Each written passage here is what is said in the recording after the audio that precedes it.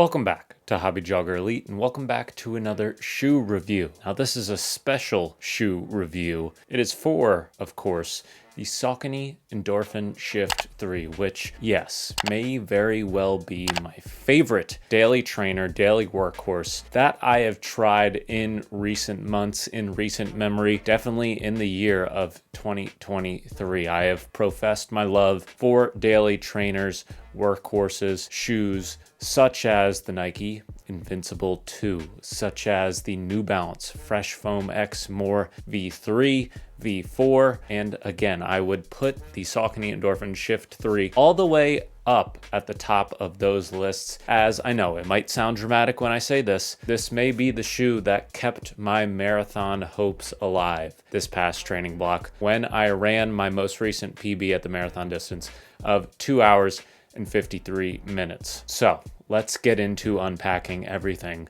that comes with such a claim as that. I'm getting dirt all over me as I touch this shoe up, which just goes to show how much I have used it as of late. At the time of recording, I've had it for just over a month. I haven't run in it in over a week though at this point, as I am just barely getting back into kind of moving my limbs in general after my most recent marathon. It took me about a month to put 142 miles into this shoe, which is saying a lot. I did run quite a bit for my most recent marathon training block. I was averaging, between 75, 85 miles per week, and a lot of those miles were put into the Saucony Endorphin Shift 3, which Saucony's official website has for a men's size 9 a weight of 9.4 ounces or 266 grams. This is a non-plated daily trainer that uses pretty standard EVA. It does seem to be softer than past iterations of the Saucony Endorphin Shift, which felt like absolute cinder blocks under my foot. I tried the Shift 1, put about 500 miles into the Shift 1, and I did not enjoy, I would say, most of those, but I was pinching pennies.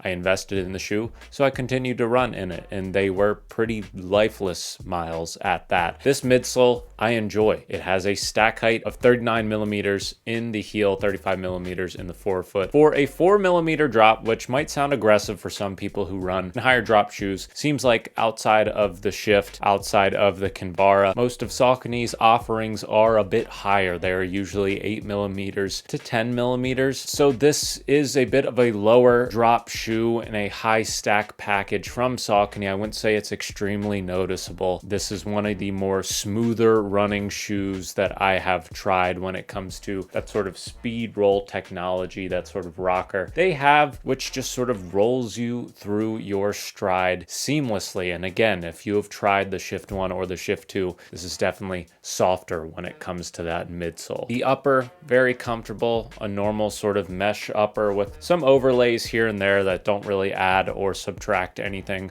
from the running experience. Plenty of rigidity there in the heel counter. It has this sort of clip that goes back, and sort of the high stack appearance of this isn't all that it seems, as you are actually sort of situated down below where that foam sort of rides up to along the exterior of the shoe. So there's plenty of stability. This isn't a stability shoe when it comes to trainers. It is definitely friendly for neutral runners, but I would say those who like a little bit of natural stability, this definitely offers that, as it has plenty of guide rail sort of technology there inherently in the structure of the heel, which again is pretty rigid, keeps you locked in there. And then moving from the upper to the midsole, now to the outsole, there isn't a ton of rubber coverage. It is mostly strategically placed throughout there. And again, you could probably call it some like natural inherent stability over something like an aggressive medial post, where there's a bit more rubber coverage on the inner part of the shoe there as opposed to the lateral side, which again just sort of keeps you from collapsing inward if you tend to do that. And beyond that, most of the rubber coverage is up there at the toe off position and then back at the heel position. Through 142 miles, I'm really not seeing much wear on any of the rubber beyond sort of that middle forefoot section there. That is pretty much the extent of it. Toe off, forefoot, not much wear. Doesn't feel much different than it did out of the box, which is what you want to see with a sort of workhorse daily trainer like this at beyond 100 miles still. So So kudos to Saucony for making a really durable workhorse of a shoe that has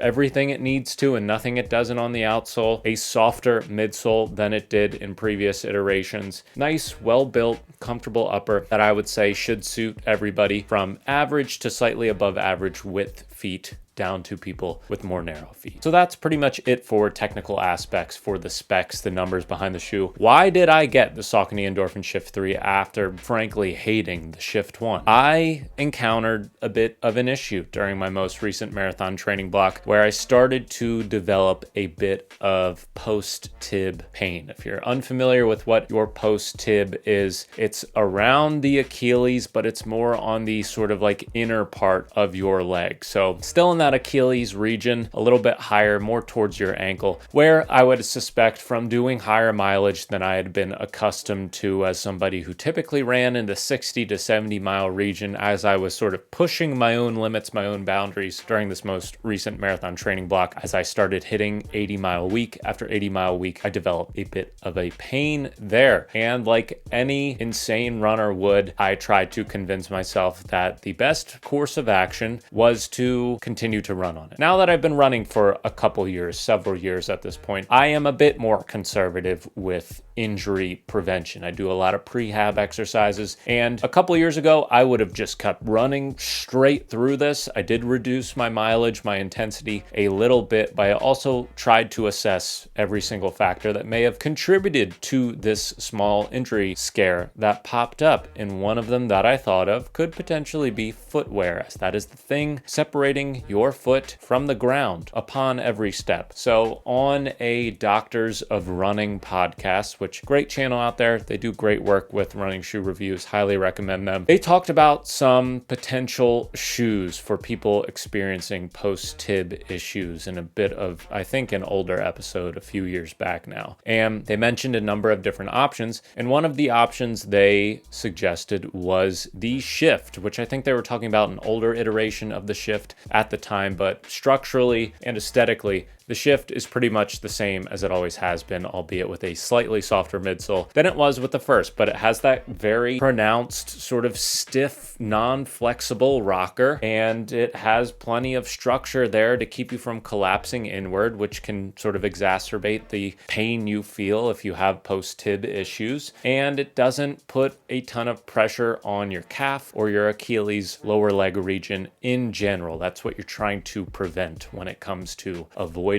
post-tib issues or making them any worse if you're already experiencing them. So the Shift was what I reached for. I got a pair on sale and I said, okay, let's see what this does. And yes, with a shoe that has a more pronounced rocker, it takes pressure off your toe off, essentially. The whole toe off process, it makes you work less hard in your lower leg, but that energy has to be applied somewhere else. So it does put more pressure, more work on things like your hips, for instance, like your quads. So by sort of redirecting the energy from your lower leg to your upper leg, it can put a little bit less stress on those lower leg sections. And I am being completely honest, I bought this shoe on my own. There's no skin in the game here. This shoe kept me going through my marathon training block when I started to experience a little bit of pain in my post-tib. This is a shoe that, again, has no special bells and whistles. It has no super shoe qualities or features in it. It is just like a block of EVA foam that is pretty rigid, pretty stiff, not as much so as previous iterations, but it is a really solid shoe that I would say takes a good deal of pressure off your lower leg. So if you're someone searching for a shoe that is good for easy runs, good for recovery runs, takes some pressure off the lower leg, is good for high mileage, and just generally when you don't want to be putting a ton of wear and tear on your body, this is a great shoe for you. I would also say it is like the perfect daily trainer. It works great for recovery days when you just want to sort of lazily roll through your stride. It's also great for normal easy runs and even like slightly up-tempo easy runs. I found myself being able to pretty comfortably get towards steady, moderate paces, even down to marathon pace, which for me is about 6:30, 6:35 per mile with my most recent race. And while training for that marathon and while training at those those paces, this shoe was completely suited from everything, again, from recovery pace for me down to marathon pace. I wouldn't be working out in this shoe, but say you work those steady, moderate paces into your sort of running routine, your weekly training structure, this is a shoe that can do quite a lot. And there is a reason why I put almost 150 miles into it so incredibly quickly, more quickly than any other shoe I've tried in 2023. So I think that's everything I have to say about the Saucony Endorphin Shift 3. Obviously, when it comes to thinking about how this might fit into your rotation, it's obviously a great daily workhorse, daily trainer that you can put an absolute ton of miles into. I think when it comes to thinking about where it fits into your rotation in terms of what other shoes you have, I would say it pairs perfectly with shoes that have rockers. If you respond well to and enjoy the sensation of running in a shoe that has, again, a pretty pronounced rocker, say the other shoes from the Saucony Endorphin lineup, like the Saucony Endorphin Pro 3, like the Saucony Endorphin Speed 3, which will have new versions coming out here in 2024, where this shoe is going to be even more on a discount, as it is already on quite a bit of a sale across the internet, across running shoe distributors right now. It's only going to get cheaper from here. So if you're trying to pinch some pennies, get a nice rocker daily trainer, pair with either other Saucony offerings or just shoes in general that have rockers, like say the Adidas Adios Pro 3, which has a pretty pronounced rocker. Seems like a lot of different companies are using rockers now. In general, I think this shoe would work well in pretty much any running shoe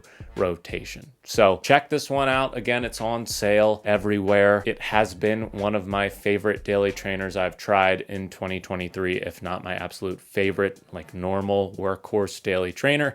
And I plan to continue to put tons and tons of miles into it in upcoming running, upcoming training blocks, definitely my next marathon training block. So that is it for me for the Saucony Endorphin Shift 3. Let me know if you have run in the Shift 3, what you have thought about the miles you have put into it. And yeah, look forward to hearing what all of you think. We will catch up soon. Peace.